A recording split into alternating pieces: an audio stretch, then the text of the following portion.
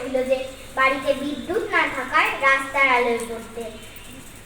তিনি খুব কষ্ট করে পড়াশোনা করে বিদ্যাসাগর উপাধি লাভ করেন। সমাজের বিভিন্ন কুসংস্কারের বিরুদ্ধে লড়াই করে সমাজের অন্ধকার দিককে আলোর পথে নিয়ে এসেছেন। বিদ্যাসাগরকে আধুনিক গদ্য সাহিত্যের জনক বলা হয়। তিনি ছোটদের অ ক খ পড়ার ব্যবস্থা করে লিখেছেন বর্ণ পরিচয়।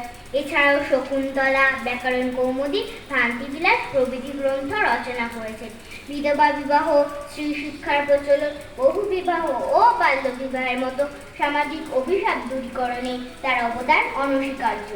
এছাড়াও বিদ্যাসাগরের মাতৃভক্তিও ছিল দর্শনীয়। পিতামাতা ছিলেন তার দেবতা।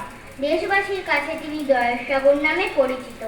1891 খ্রিস্টাব্দে ঝাড়খণ্ডে তিনি শেষ নিঃশ্বাস ত্যাগ করেন। তার শিক্ষা, মানবিকতা ও সাহসিকতা হোক আমাদের পথ প্রদর্শক, এই সংকল্প আমরা গ্রহণ করছি। নমস্কার।